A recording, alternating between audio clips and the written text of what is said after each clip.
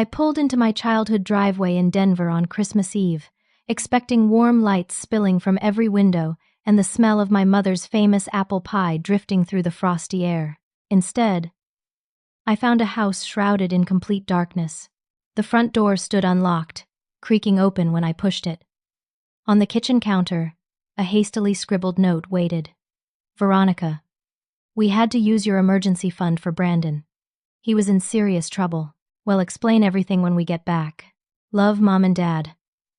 I didn't cry or scream. I laughed. Standing in that empty kitchen, my laughter echoed off the walls like something broken. 28 years old. And I was still cleaning up messes for my younger brother Brandon while my parents acted like it was perfectly normal. The emergency fund they mentioned? $50,000 I'd saved over 5 years, working 60-hour weeks as a financial consultant in Seattle. Money I'd trusted them to keep safe in their local credit union account. I set down my suitcase and began searching through the house methodically. In my father's desk drawer, I found bank statements that made my stomach clench. Withdrawal after withdrawal, each one larger than the last. October 15th, $8,000. November 3rd, $12,000. December 10th, $15,000. The final balance showed 37 cents. My hands trembled as I pulled out more documents hidden beneath old tax returns. Collection notices from companies I'd never heard of. Legal threats demanding immediate payment for gambling debts. Letters addressed to Brandon care of this address. Each one more urgent than the last. One particularly aggressive notice from something called Mountain West Recovery Services demanded $25,000 for outstanding gaming obligations, with interest compounding daily. I called my best friend Sarah in Portland, needing to hear a rational voice. Veronica, are you serious right now? They took all your money. Her disbelief matched my own shock. Where exactly are your parents? And what kind of trouble could Brandon possibly be in that costs $50,000? I don't know yet, I admitted, sinking into my father's worn leather chair. But I'm finding out tonight. Sarah's voice grew gentle. Honey, you need to understand something. Normal families don't do this. Normal brothers don't put their sister's financial security at risk. You've been covering for Brandon since high school. She was right. And I knew it. Every family gathering, every holiday, every birthday became an opportunity for my parents to mention Brandon's latest business venture or temporary setback. Meanwhile, I'd been the reliable daughter who never asked for help, never caused drama, never needed rescuing. The responsible one who sent money home whenever they hinted at financial strain. I hung up with Sarah and continued my investigation. In my mother's jewelry box, I discovered credit card statements that made my blood run cold. Charges I'd never made appeared on cards I barely used, cash advances totaling thousands of dollars. Online gambling sites I'd never visited showing recurring payments. Someone had been using my credit cards without permission for months.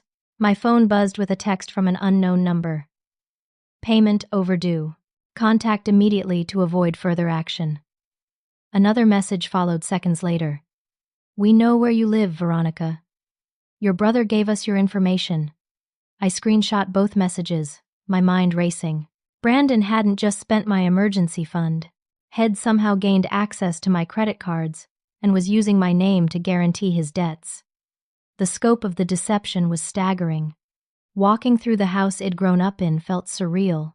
Family photos lined the hallway, showing years of holidays and celebrations.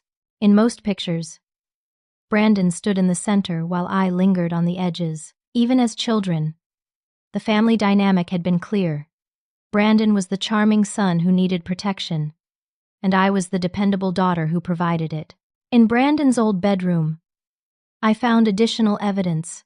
Notebooks filled with betting strategies and loan calculations. Scraps of paper with my social security number and credit card information written in his handwriting. A business card for a private lending consultant with interest rates that should have been illegal. The most damaging discovery waited in the kitchen junk drawer. Photocopies of my driver's license, social security card, and passport. My parents had helped him access my identity. They'd provided the documents that allowed him to destroy my financial life while claiming they were protecting the family. My phone rang, startling me from my investigation. The caller ID showed my mother's number. Veronica. Sweetheart, are you at the house? Mom's voice sounded strained, exhausted. I'm here, I said calmly. I found your note. I also found the bank statements, the collection letters, and the credit card bills. Silence stretched between us. Then she started crying. We didn't know what else to do. Brandon was in so much trouble, and these people were threatening him. They said they'd hurt him if he didn't pay. So you decided to hurt me instead. It wasn't supposed to be like this. She sobbed. He promised he'd pay everything back. He had a plan to make money quickly and restore everything. We thought if we could just buy him time. Where is he now, Mom? Another long pause. We don't know. He disappeared 3 days ago. The people he owes money to started calling us, demanding to know where he went. They know about the family, about you, about where we live. We had to leave. And you left me to deal with it. We thought you were safe in Seattle. We thought if you weren't here, they'd leave you alone. I looked around the empty house, understanding finally settling over me like a heavy blanket. My parents hadn't just enabled Brandon's gambling addiction. They'd sacrificed my financial security to enable it, and when the consequences became dangerous, they'd fled, leaving me to face whatever came next. I'm staying here tonight, I told her. We're going to figure this out, but not the way you've been handling it. No more covering for Brandon. No more sacrificing one child to save the other. The climactic twist that would change everything came in the mail slot as I hung up the phone. A certified letter, addressed to me, sent to my parents' address. Inside, a credit card statement for an account it never opened, showing a balance of $32,000. The charges dated back months, all for cash advances and online gambling sites. Brandon hadn't just used my existing credit, had been opening new accounts in my name, systematically destroying my credit score to fund his addiction. The financial damage was far worse than $50,000. My brother had been stealing my entire financial future, and my parents had been helping him do it. I woke up on Christmas morning in my childhood bedroom, surrounded by evidence of my family's financial disaster. Sunlight filtered through curtains my mother had sewn 20 years ago, casting familiar shadows on walls covered with ribbons I'd won for academic achievements. The irony wasn't lost on me. The responsible daughter sleeping in her teenage bed while trying to solve problems created by everyone else. My laptop showed 17 missed calls from unknown numbers and 43 text messages demanding payment for Brandon's debts. I ignored them all and focused on my real investigation. If my parents had been desperate enough to drain my emergency fund and help Brandon steal my identity, there had to be more financial damage I hadn't discovered yet. The family computer in Dad's study held the answers I was dreading. His email account was still logged in, revealing months of correspondence with mortgage brokers, lenders, and financial advisors. My stomach dropped as I read message after message discussing refinancing options, home equity loans, and second mortgage applications. A folder labeled Home Refinance 2023 contained documents that made me feel physically sick. My parents had secretly taken out a second mortgage on the family home 6 months ago, borrowing $90,000 against the house that had been paid off for years. The monthly payments were crushing. $2,800 they couldn't possibly afford, on Dad's retirement income and Mom's part-time job at the library. I called the mortgage company using my mother's information, pretending to be her to check the account status. The customer service representative's voice was sympathetic but firm. Mrs. Patterson, I'm afraid your account is seriously delinquent. You're currently 3 payments behind, totaling $8,400 in missed payments plus late fees. Without immediate payment, the property will enter foreclosure proceedings in 60 days. 60 days, I managed to ask. Yes, ma'am, we've sent multiple notices to your address, but haven't received any response. If you can make arrangements today, we might be able to work out a payment plan. I hung up feeling nauseous. My parents hadn't just stolen my money and helped Brandon destroy my credit. They'd gambled away the house I'd grown up in. The only real asset our family owned. The place where Id learned to ride a bicycle in the driveway. Where Wed celebrated every holiday. Where my grandmother had lived during her final years. Walking through the neighborhood where Id spent my childhood, I needed air and perspective. Mrs. Henderson, who lived next door, was collecting her mail when she spotted me. "Veronica! What a surprise, dear! Are you home for Christmas?" Her smile faded when she noticed my expression. "Is everything all right?" "We haven't seen your parents in weeks." I debated how much to reveal, then decided honesty might provide information. "They're dealing with some family issues. Have you noticed anything unusual around the house recently?" Mrs. Henderson glanced around nervously. "Well, there have been some strange men asking questions about your family. They came by twice last week, wanting to know where everyone went. They didn't look like the type of people who usually visit this neighborhood." "What kind of questions were they asking?" "About Brandon mostly. Whether he lived here, when he'd be back. If anyone knew how to contact him. One of them left a business card and asked me to call if I saw any family members return." She pulled a crumpled card from her coat pocket. I was going to throw it away, but something about their attitude made me nervous. The business card read, "Asset Recovery Specialists," with a phone number but no address. On the back, someone had handwritten, "Family owes $67,000 plus interest. Contact immediately." Mrs. Henderson continued, "Your parents seemed terrified the last time I saw them. Your mother was loading suitcases into their car at midnight, crying. Your father kept looking over his shoulder like he expected someone to follow them." "Did they say where they were going?" "No, but your mother mentioned they might stay with relatives for a while. She asked me to watch the house and call them if anyone came looking for the family." I thanked Mrs.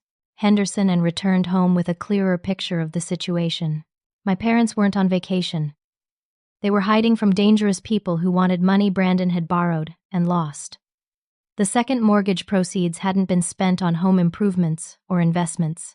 The money had gone directly to fund Brandon's gambling addiction and pay off previous debts to people who used intimidation to collect. Back at the house, I found additional evidence in my father's filing cabinet.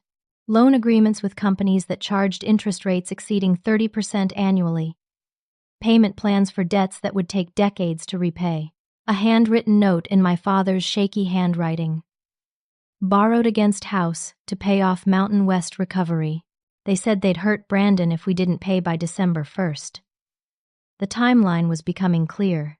Brandon had been gambling for years, accumulating debts to dangerous people who threatened violence for non-payment.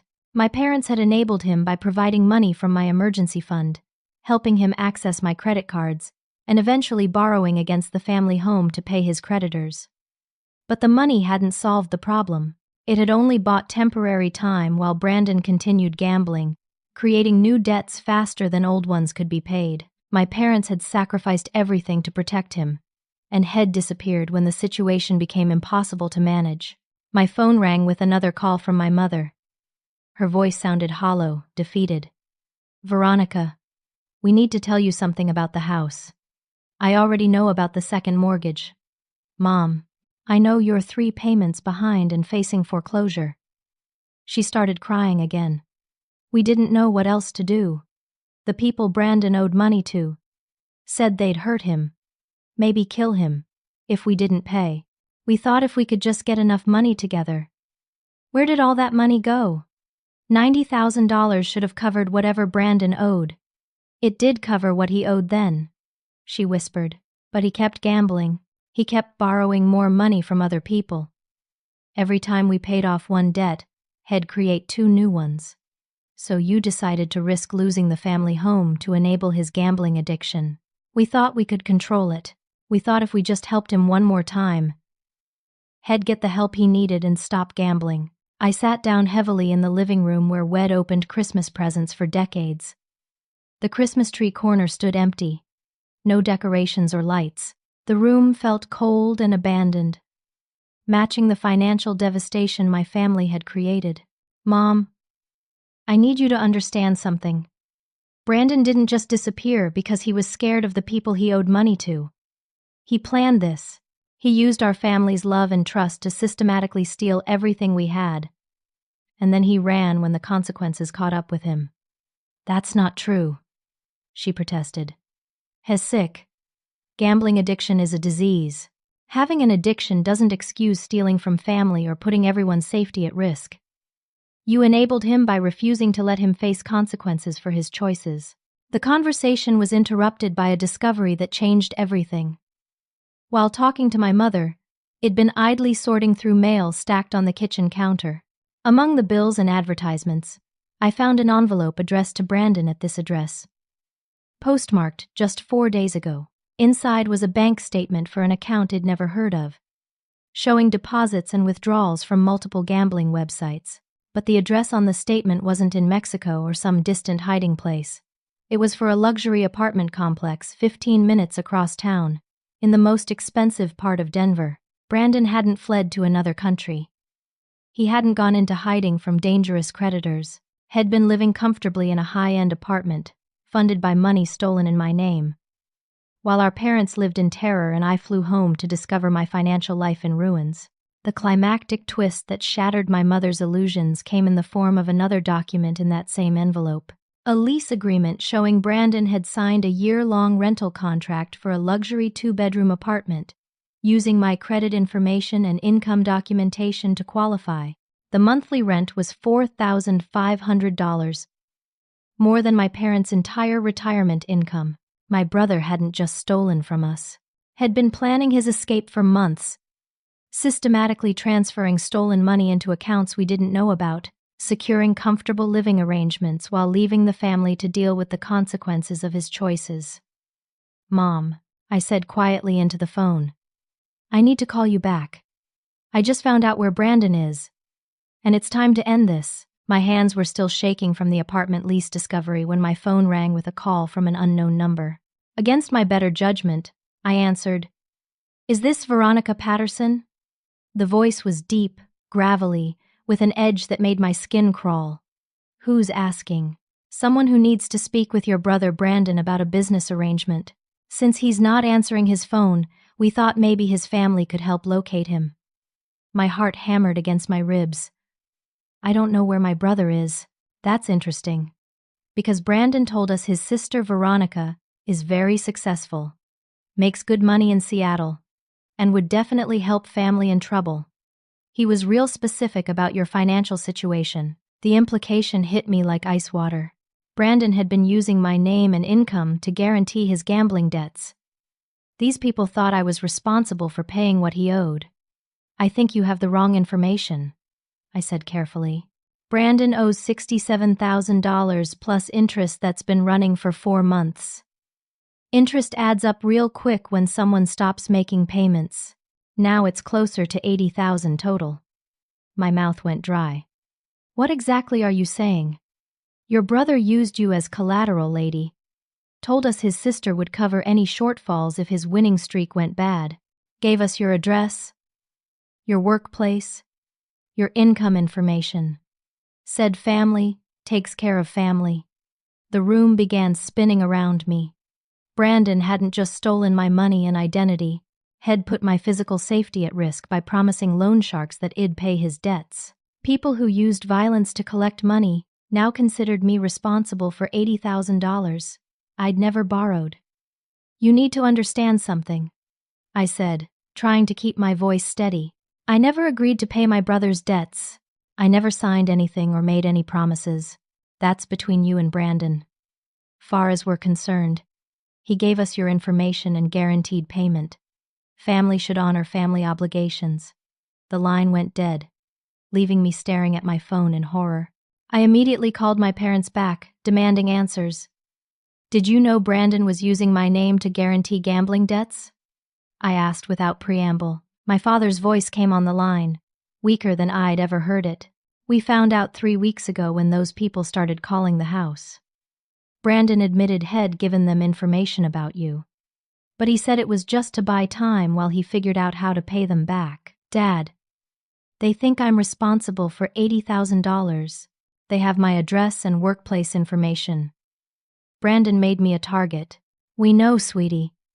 That's why we had to leave. They started driving by the house, asking neighbors questions about the family. They wanted to know when you'd be visiting for Christmas. The full scope of the danger was becoming clear. These weren't just bill collectors sending nasty letters. They were people who used intimidation, threats, and potentially violence to collect gambling debts. And my brother had deliberately put me in their crosshairs to protect himself.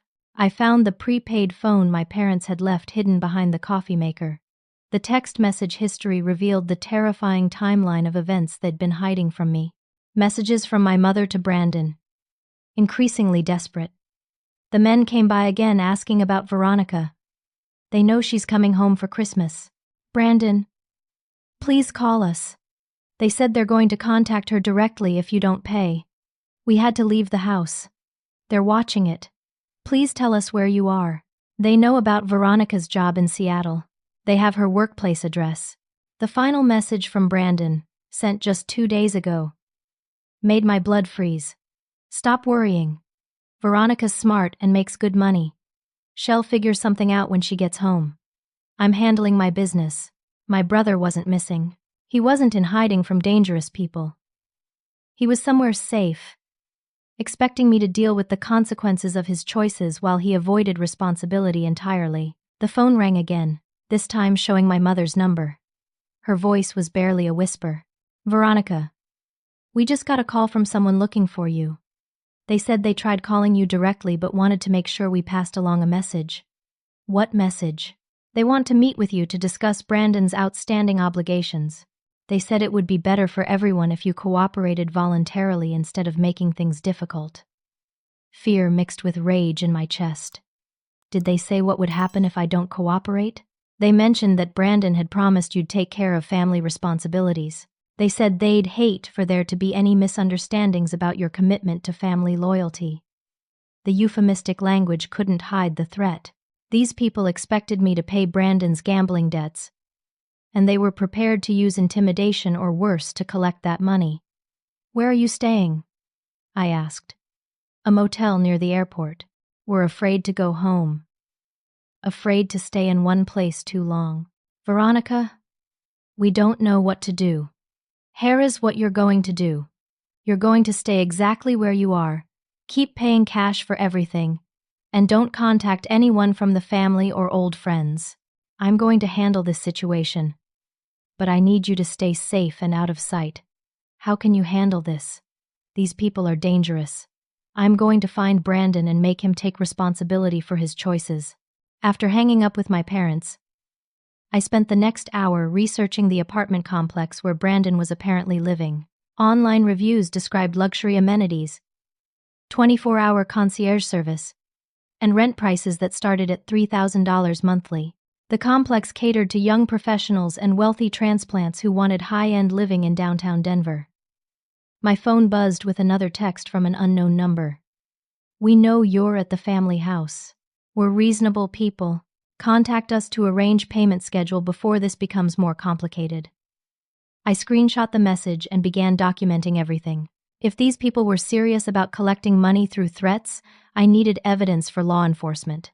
But I also needed to understand exactly what Brandon had done and why he thought he could use my life as collateral for his gambling debts. The apartment lease ID found earlier included contact information for the rental office. I called, pretending to be interested in touring available units. We don't have any availability right now, the leasing agent explained, but I can put you on a waiting list. Our residents love the location and amenities. Actually, I'm trying to reach my brother who lives there. Brandon Patterson in Unit 427? There's been a family emergency. Oh yes, Mr. Patterson. Has one of our longer-term residents. Very quiet. Pays rent. On time. Would you like me to leave him a message? That would be perfect. Could you tell him his sister Veronica called about the Christmas situation? Hell know what that means. Within an hour, my phone rang with Brandon's number. His voice sounded casual, unconcerned. Hey sis. Mom said you were looking for me. Sorry I missed Christmas dinner. But I had some business to handle. Business. I could barely control my fury. Is that what you call stealing $50,000 from my emergency fund and using my credit cards without permission? Look, I know you're upset, but I can explain everything. I had some temporary setbacks with investments, and I needed to bridge some cash flow issues. I was going to pay everything back before you even knew about it. Brandon, there are people threatening me because you used my name to guarantee gambling debts. They think I'm responsible for paying $80,000. That's just a misunderstanding. Those guys get dramatic when payments are late, but they're reasonable business people. I told them my family would help work something out if needed. You made me a target without asking my permission. I made you a reference for creditworthiness. There's a difference. The casual way he dismissed my safety and financial security revealed everything I needed to know about my brother's character. He felt entitled to use my life as collateral, because had always been protected from consequences by family members who enabled his destructive choices. But the conversation took a turn that shattered every assumption I'd been making about the situation. Brandon's next words revealed a truth more shocking than anything I'd discovered so far. Besides, he said with a laugh, those loan shark guys aren't even real. I made up that whole story to get Mom and Dad to give me money faster. They're just bill collectors for online gambling sites. They can't actually hurt anyone. The climactic twist that changed everything. There were no dangerous loan sharks threatening violence. Brandon had fabricated the entire story about owing money to dangerous people, using fake phone calls and manufactured threats to terrorize our parents into giving him access to family money and my personal information. Had created an elaborate deception to steal from his own family while making everyone else believe they were protecting him from physical harm. My brother wasn't a gambling addict in trouble with dangerous people. He was a manipulative criminal who'd been systematically defrauding his family for months, using our love and concern as weapons against us. Brandon's casual confession about fabricating the loan shark story left me speechless for several long moments. My parents had been living in terror, hiding in cheap motels, and afraid to return home because of threats that didn't exist. They'd drained my emergency fund and taken out a mortgage against the family home to protect Brandon from imaginary violence. You're telling me you made up the whole story about owing money to dangerous people? I asked, needing to hear him confirm the deception. Not completely, Brandon said, his tone annoyingly patient. I do owe money to gambling sites and some private lenders. But those guys who called the house are just standard collection agents. They use scary language to motivate payment, but they can't actually do anything except ruin your credit. Brandon, you destroyed my credit. You used my information to open accounts and borrow money in my name. Mom and Dad mortgaged the house because they thought people were going to hurt you. Look, I get that you're mad, but this whole thing got blown out of proportion. I had some bad luck with investments and needed temporary access to family resources. Once my current projects pay off, I'll pay everything back with interest. The disconnection from reality in his voice was staggering. He genuinely seemed to believe that systematic identity theft and financial fraud were minor inconveniences rather than serious crimes. What current projects? I demanded. I'm working on some cryptocurrency opportunities and sports betting strategies that should generate significant returns in the next few months. I've been analyzing patterns and developing systems that can beat the odds consistently. He was still gambling, after stealing everything the family had, terrifying our parents with fake threats, and destroying my credit. He was still placing bets and expecting miraculous wins to solve problems had created. Brandon, you need to stop gambling and start dealing with reality. You've committed multiple felonies. Identity theft, fraud, forgery. You could go to prison. That's pretty dramatic, sis. Families help each other out financially all the time. Nobody's going to press charges against their own brother for temporary borrowing. The conversation was interrupted by the sound of breaking glass from somewhere else in the house. I told Brandon I'd call him back, and went to investigate, finding my car parked in the driveway, with all 4 tires slashed flat. A note was tucked under the windshield wiper. Payment, past due. Contact us immediately, or next time it won't just be tires. My hands trembled as I photographed the damage and the note. Either Brandon was lying about the loan sharks being fake, or someone else was using intimidation tactics to collect money they believed I owed. I called the police from inside the house, feeling exposed and vulnerable. Officer Martinez arrived within 20 minutes. A middle-aged woman with kind eyes and a professional demeanor. She examined the tire damage and the threatening note while I explained the situation. Unfortunately, this type of property damage related to debt collection happens more than you'd think, she said, making notes. The problem is proving who did it, and building a case that prosecutors will pursue. Loan sharks and collection agencies know how to operate in gray areas. But my brother says he made up the story about owing money to dangerous people. That doesn't mean someone isn't trying to collect money from you. If your brother used your information to borrow money, the creditors might hold you responsible regardless of whether you knew about it. Officer Martinez took pictures of everything and filed a report. But her expression wasn't encouraging. I'd recommend staying somewhere else tonight if possible. Install security cameras if you're planning to remain in this house. And document everything related to the financial fraud your brother committed. After she left, I spent the afternoon on the phone with credit agencies, banks, and fraud departments, discovering the true scope of Brandon's identity theft. Head opened 17 different credit accounts using my information, borrowed against my future earnings, and even applied for disability benefits in my name. The most disturbing discovery came when I called my employer's HR department to verify that no one had been impersonating me. The representative's voice was confused as she explained, "Actually, someone claiming to be you called last month asking about your salary information and employment verification. They said they were applying for a mortgage and needed documentation." "I never called about that," I said, my stomach sinking. "The caller knew your employee ID number, your start date, and your supervisor's name. We provided a standard employment verification letter. Brandon had somehow obtained enough personal information to impersonate me professionally, accessing employment records that could be used for additional fraud. The identity theft was far more sophisticated and extensive than I'd initially realized." My phone rang with another call from Brandon. His tone was more serious now, less casually dismissive. "Veronica, I think we might have a problem. I just got a call from someone claiming I owe them money, but they're not on my list of creditors." "What do you mean?" "Someone called saying I borrowed $20,000 from a private lending company 6 months ago. But I don't remember that transaction. They have details about my gambling activities and know about family members." Fear crept into my chest.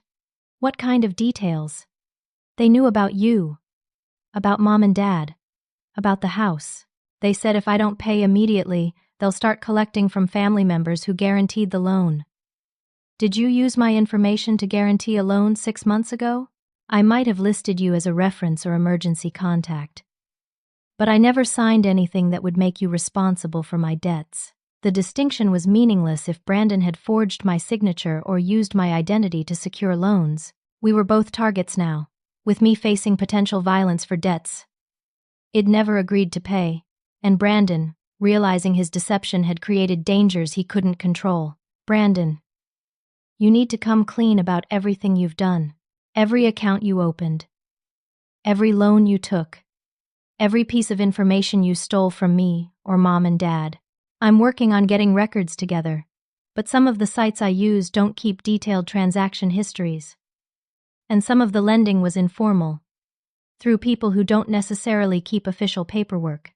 More lies and evasions, even facing serious consequences." Brandon was still trying to minimize his responsibility and avoid full disclosure of his crimes. My laptop chimed with an email notification that made my blood run cold. The subject line read, "Final notice. Veronica Patterson. Outstanding balance." The message contained my home address in Seattle, my workplace information, and a demand for immediate payment of $34,000 for unresolved family obligations. The sender was identified as Northwest Recovery Associates, a company I'd never heard of.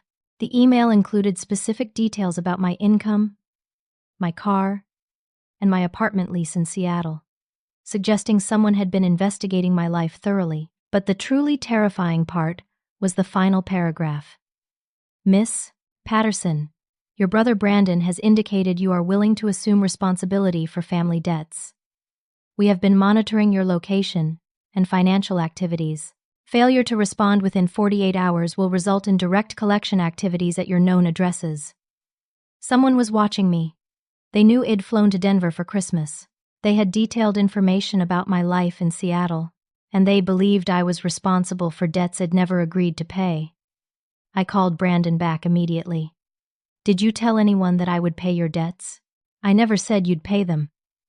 I said my family was successful and would probably help work something out if there were serious problems. Brandon, these people think I guaranteed your loans. They're threatening to collect money from me directly. That's just collection agency intimidation tactics. They can't legally make you pay debts you didn't sign for. They have my Seattle address. They've been watching my activities. This isn't normal debt collection. For the first time, Brandon's voice showed real concern. Maybe we should call the police. I already did. They said this type of harassment is hard to prosecute unless someone actually commits a violent crime. The climactic twist that changed everything came in my email inbox 20 minutes later. A message from someone claiming to have stolen my passport and social security card from Brandon's apartment. The sender offered to sell my documents back to me for $5,000. Or alternatively, they would use my identity to secure additional loans and credit cards. Brandon hadn't just stolen my documents to commit identity theft. Had been careless with them, allowing other criminals to access my personal information. My identity was now being traded between strangers who saw my life as an opportunity for financial fraud. The email included photographs of my documents as proof, along with a chilling message. Your brother was sloppy with valuable information. We can make this easy or hard, depending on how quickly you respond to our reasonable business proposition. I was no longer just dealing with Brandon's gambling addiction and financial crimes. Criminal networks had gained access to my identity documents and were prepared to use them for extensive fraud unless I paid ransom to get my own life back. I spent that night in a chair by the living room window, watching for suspicious vehicles and jumping at every sound. Sleep was impossible knowing that strangers had my passport and social security card, along with detailed information about my life in Seattle. The casual way they'd offered to sell my documents back revealed this wasn't their first experience with identity theft and extortion. By dawn, I'd made a decision that would have seemed impossible days earlier. I was going to systematically document every crime Brandon had committed, every fraudulent account Head opened, and every threat Wed received. Then I was going to contact law enforcement, credit agencies, and prosecutors to ensure he faced real consequences for his choices. The first call was to the Social Security Administration fraud hotline. The representative's voice was sympathetic but not surprised as I explained the identity theft situation. Unfortunately, family member identity theft is more common than people realize, she explained. We'll flag your social security number for monitoring and provide you with forms to report unauthorized usage. You'll need to file reports with each credit bureau and contact every company where accounts were opened in your name. The next 3 hours were spent on the phone with credit agencies, banks, and fraud departments. Each conversation revealed additional accounts Brandon had opened using my information. Student loans Head applied for using forged income documentation. Utilities Head connected in my name at addresses where I'd never lived. Cell phone contracts showing dozens of expensive devices purchased on credit. The scope was staggering. Brandon hadn't just stolen my emergency fund and used my credit cards. Had been systematically assuming my identity for months, borrowing against my future earnings and credit rating to fund his gambling addiction. The damage to my financial life would take years to repair, assuming I could prove the fraud and get the accounts closed. But the most shocking discovery came when I called my bank in Seattle to verify that my regular accounts were secure. The representative's voice was confused as she pulled up my file. Miss Patterson, I see that someone contacted us last week claiming to be you, requesting information about your account balances and recent transaction history. They provided correct answers to your security questions. I never called about that, I said, feeling sick. The caller knew your mother's maiden name, your first pet's name, and the street where you grew up. They said they were planning a major purchase and wanted to verify available funds. Brandon had access to family history that allowed him to bypass security measures designed to protect my accounts. Had been monitoring my finances, possibly planning additional theft or simply gathering information to sell to other criminals. My phone buzzed with a text from the people claiming to have my stolen documents. 24 hours to respond to our offer. After that, we start using your information for international transactions that will be much harder to dispute. I screenshot the message and continued my systematic documentation. Every threatening text, every fraudulent account, every piece of evidence that Brandon had systematically destroyed my financial life while endangering my physical safety. The breakthrough came when I found additional emails in my father's computer. Messages Brandon had sent months ago that revealed the true scope of his planning. He hadn't stumbled into financial fraud accidentally. Had been strategically positioning himself to steal from family members for almost a year. One message to my father, sent in March, read, "Dad, I'm going to need access to some financial information for a business opportunity. Can you send me copies of Veronica's tax returns from last year? I want to show potential investors that the family has strong earning potential." Another message from May. "I need Veronica's social security number and date of birth for a background check related to my consulting work. The client wants to verify that my family members aren't security risks." Each request had seemed reasonable in isolation. Brandon had convinced my parents to provide personal information by claiming it was needed for legitimate business purposes. They'd helped him access my identity without understanding how the information would be used. But the most damaging message was sent in August. "I've identified several lending opportunities that require family guarantors. Veronica's credit rating and income level qualify her for premium lending products. I just need someone to sign some paperwork on her behalf while she's busy with work." My parents had been forging my signature on loan applications. They'd been actively helping Brandon steal from me while believing they were supporting his business ventures. I called my mother, needing to understand the full scope of their involvement. "Mom, I found emails showing you helped Brandon access my personal information and financial records. Did you know he was using that information to open accounts in my name?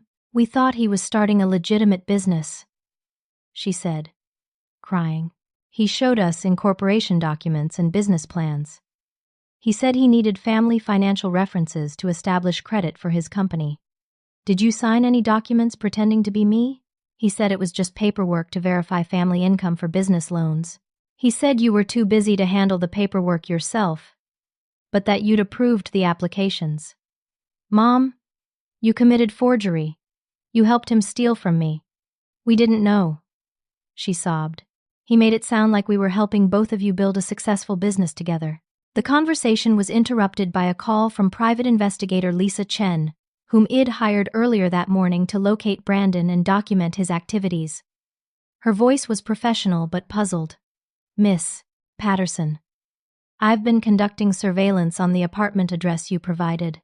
The interesting thing is, your brother hasn't been hiding from anyone, has been living quite openly, coming and going on a regular schedule." "What do you mean?"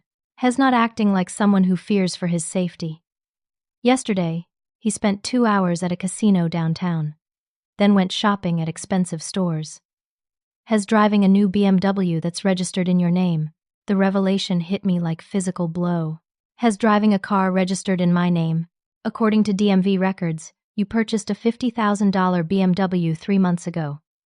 The registration and insurance are in your name, but your brother has been driving it exclusively. Brandon had bought himself a luxury car using my credit and identity, then continued gambling while our parents lived in terror and I flew home to discover my life in ruins. He wasn't hiding from anyone because he'd never been in real danger. The entire story about loan sharks and threats had been fabricated to justify his theft and keep family members from questioning his activities." "There's more," Lisa continued. "I checked his social media accounts using public records searches. Has been posting photos from expensive restaurants and vacation trips. Last week he posted pictures from a ski resort in Aspen. None of this suggests someone who's afraid of creditors or hiding from dangerous people. My brother had been living lavishly on stolen money while letting his family suffer the consequences of his lies. Every dollar Head spent gambling, every luxury Head enjoyed, every vacation Head taken had been funded by destroying my credit and terrorizing our parents with fake threats. But the final twist that shattered any remaining illusions came in an email Lisa forwarded to me. She'd been monitoring Brandon's online activities and discovered He'd been bragging about his schemes in gambling forums, sharing detailed strategies for manipulating family members and accessing their financial resources. One post, written just a week ago, read, "Family members are the best source of quick cash because they don't want to see you get hurt. Create some urgency about dangerous creditors. Provide just enough real financial information to make the story believable. Then let their love and concern do the work for you. My parents mortgaged their house and my sister will probably cover whatever's left when she finds out how much trouble I'm supposedly in." Brandon hadn't just stolen from us. He'd been treating our family's love and concern as a resource to be exploited, sharing strategies with other criminals about how to manipulate relatives into providing money for gambling addictions. The climactic twist that changed everything. Lisa's investigation revealed that Brandon had never actually been gambling at all. The betting accounts and casino transactions were fake, created to provide evidence of gambling addiction that would make his theft seem like compulsive behavior rather than calculated fraud. Had been systematically stealing from family members while pretending to have an addiction that would excuse his criminal behavior and generate sympathy. My brother was a calculating criminal who'd been using our family's love as a weapon against us, creating elaborate deceptions to steal everything we had while planning his escape from the beginning. Armed with 6 months of evidence, legal documentation, and Lisa Chen's investigation findings, I drove to Brandon's luxury apartment complex on Monday morning. The BMW He'd purchased with my credit was parked in his designated spot, gleaming under the December sunshine.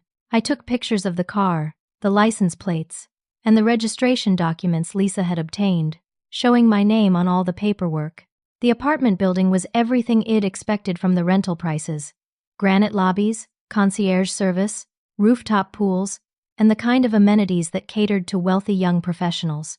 Brandon was living better than I was in Seattle, funded entirely by money stolen from his family. I'd prepared for this confrontation carefully. My phone was set to record audio. I had copies of every fraudulent document, every threatening message, and every piece of evidence Lisa had gathered. Whatever happened in the next hour would determine whether Brandon faced real consequences for his crimes or continued manipulating the family with lies and fake promises. The concierge called up to announce my arrival. Within minutes, Brandon appeared in the lobby, looking relaxed and well-dressed. He'd gained weight, looked healthy and rested, showing no signs of stress or fear. This was not someone who'd been living in terror of dangerous creditors. "Veronica, great to see you. Want to come up and check out the apartment? I think you'll be impressed by what I've built here." I followed him to the elevator, noting the casual way he swiped his keycard and greeted other residents. He was completely comfortable, treating this luxury lifestyle as something He'd earned rather than stolen. His apartment was stunning. Floor-to-ceiling windows overlooking downtown Denver, expensive furniture, state-of-the-art electronics, and a kitchen that belonged in a magazine. None of this had been paid for with legitimate income. "Pretty nice, right?" Brandon said, gesturing around the space. "I told you those investment strategies would pay off eventually." "What investment strategies, Brandon? I've seen your bank records. I know you've been living off money stolen from Mom, Dad, and me." His expression shifted, becoming more guarded but not apologetic. "I've been managing family resources more efficiently than they were being used before. Mom and Dad had money sitting in low-yield accounts while I was identifying high-return opportunities. You stole $50,000 from my emergency fund. I borrowed against family assets temporarily. Everything I've done has been to build long-term wealth for all of us." The casual way he redefined theft as borrowing revealed how completely He'd disconnected from reality. In his mind, taking money without permission was somehow an investment strategy rather than a crime. I pulled out my phone and showed him the screenshots of threatening messages I'd received. "What about these people who think I'm responsible for your debts?" Brandon examined the messages, frowning. Those are probably just collection agencies using intimidation tactics. They can't actually make you pay anything. They slashed my car tires and left threatening notes. That's unfortunate, but it's not my fault if some bill collectors got overly aggressive. You should report them to the police. He was still lying, still deflecting responsibility even when confronted with evidence of the danger Head created. I decided to try a different approach. Brandon, I hired a private investigator to document your activities. I know you haven't been hiding from dangerous people. I know you've been gambling at casinos, taking vacations, and living in luxury while mom and dad hide in motels because they think you're in danger. For the first time, his confident demeanor cracked slightly. You hired a private investigator. I have photographs of you at casinos, records of your social media posts from expensive restaurants and ski resorts, and documentation showing you bought a $50,000 car using my credit information. Brandon sat down heavily on his expensive couch, finally understanding that his lies had been exposed. But instead of showing remorse or accepting responsibility, he became defensive and angry. You have no right to spy on me or interfere in my business activities.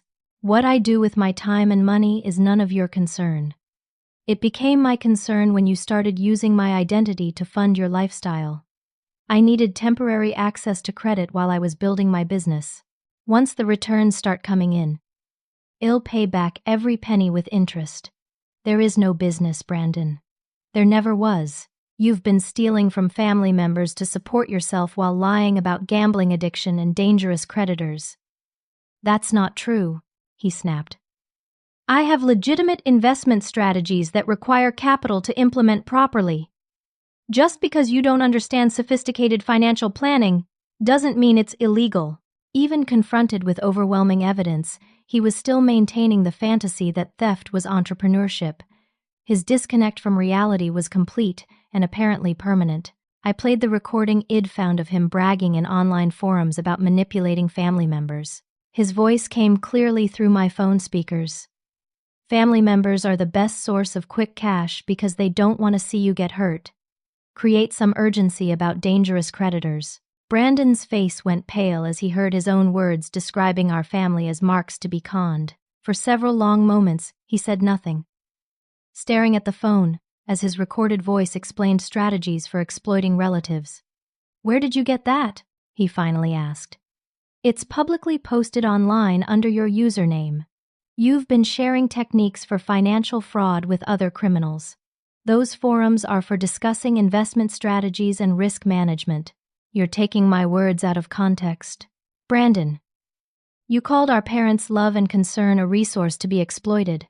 You bragged about making mom mortgage the house by creating fake emergencies. I never said anything about fake emergencies. I said families should support each other during temporary setbacks. He was still lying, still reframing criminal behavior as normal family financial assistance. The conversation was pointless as long as he refused to acknowledge reality, but then Brandon said something that revealed the true depths of his deception and planning. Besides, even if some of my methods were unconventional, it's too late for anyone to do anything about it. I've been careful to structure everything so that any legal problems would fall on other family members rather than me. What do you mean? Most of the accounts and loans are in your name or mom and dad's names. From a legal standpoint, I'm just an authorized user or beneficiary. If anyone wanted to press charges, they'd have to prove that family members didn't voluntarily provide access to their financial resources. The climactic twist that shattered my last illusions about my brother. He admitted that Head deliberately structured his theft to make family members legally responsible for the consequences. He'd been planning from the beginning to escape accountability by ensuring that his parents and sister would face prosecution for any crimes that were discovered. Brandon wasn't just a gambling addict. He'd made desperate choices. He was a sociopathic criminal who'd been systematically destroying his family while positioning himself to avoid consequences. He'd never intended to pay back any money. He'd been planning his escape while ensuring that the people who loved him most would pay the price for his crimes. You planned this whole thing to make us responsible for your theft, I said, feeling sick. I planned to maximize family resources for everyone's benefit. If that required creative financial management, then that's what I did. Creative financial management is what you call identity theft and forgery. I call it taking advantage of opportunities that were available through family connections. Even now, confronted with evidence of his calculated betrayal of everyone who'd ever loved him, Brandon couldn't acknowledge that he'd done anything wrong.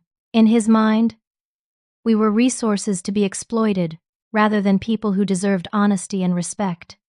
But I had one final piece of information that would destroy his sense of security. Lisa Chen had discovered that Brandon's online activities had attracted attention from federal investigators who were monitoring financial fraud networks. His posts in gambling forums had been flagged as evidence of systematic identity theft and wire fraud. "Brandon," I said quietly, "the FBI has been monitoring the online forums where you've been bragging about stealing from family members. You're going to be arrested for federal crimes." For the first time since I'd known him, my brother looked genuinely afraid.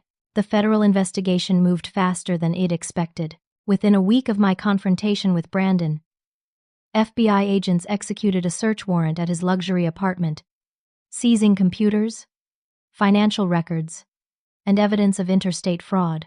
The online forums where he'd been sharing criminal strategies had been under surveillance for months as part of a larger investigation into identity theft networks. Special Agent Sarah Rodriguez contacted me to explain how Brandon's case fit into their investigation.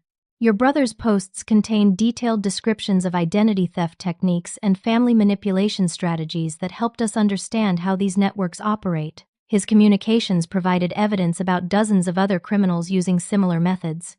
The charges were serious: federal wire fraud, identity theft, forgery, and conspiracy to commit financial crimes. Brandon's careful planning to avoid responsibility had actually created a paper trail that made prosecution easier. Every forged document, every fraudulent account, and every stolen dollar was meticulously documented in records he'd kept to track his criminal enterprise. My parents were devastated when they learned the truth about Brandon's deception. But they were also relieved to understand that their terror had been manufactured to manipulate them into providing money and assistance. The dangerous loan sharks, the threats of violence, the urgent need to protect Brandon from harm, had all been elaborate lies designed to override their better judgment. We enabled him because we thought we were saving his life. My mother sobbed during one of our difficult conversations. "We mortgaged our home and helped him steal from you because we believed people would hurt him if we didn't. You enabled him because you loved him," I corrected. "Brandon exploited that love and used it as a weapon against you." The family healing process required professional help. My parents began attending therapy sessions to understand how their desire to protect Brandon had made them vulnerable to manipulation. They had to accept that their younger son was a calculating criminal rather than a troubled young man who'd made desperate mistakes. For my part, I had to rebuild my entire financial life. The identity theft had damaged my credit score so severely that I couldn't qualify for basic services. Restoring my reputation required filing police reports, disputing fraudulent accounts, and working with credit agencies to remove false information from my records. But the most challenging part was learning to trust family relationships again. Brandon's systematic betrayal had revealed how easily love could be weaponized by someone willing to exploit emotional bonds. I had to develop boundaries and security measures that protected me without destroying my ability to maintain healthy relationships. The legal proceedings took 8 months. Brandon's defense attorneys tried to argue that he suffered from gambling addiction and impulse control disorders that diminished his responsibility for criminal behavior. But the evidence of premeditation was overwhelming. The online posts bragging about manipulation strategies, the careful planning to structure theft so family members would face legal consequences, and the deliberate creation of fake threats to terrorize our parents demonstrated calculated criminal intent.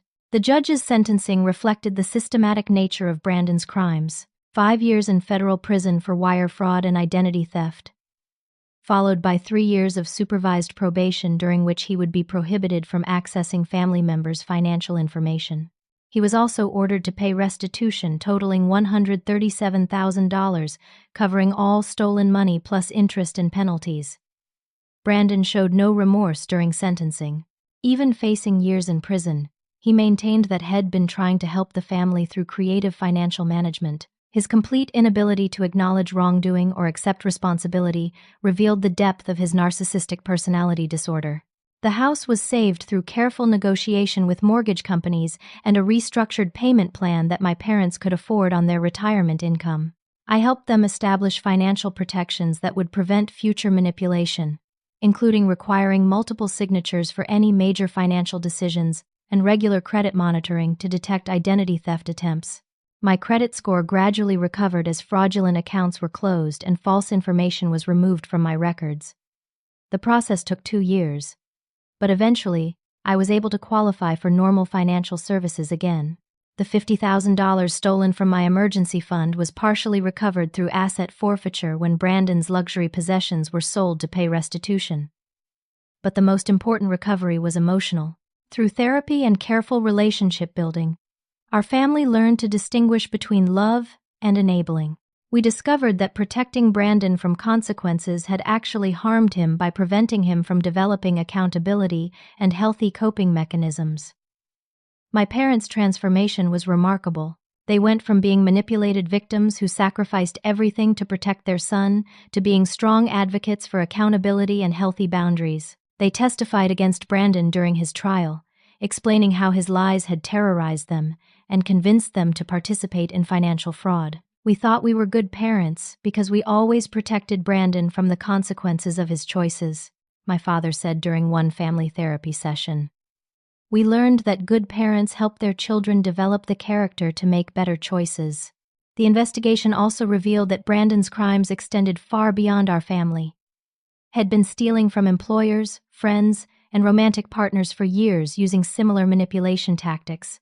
The FBI connected him to a network of criminals who shared strategies for exploiting personal relationships to commit financial fraud. Several other families came forward with similar stories of relatives who'd used love and concern as weapons to commit systematic theft. Brandon's case became part of a larger prosecution that resulted in dozens of arrests and the dismantling of online networks that taught identity theft and family manipulation techniques.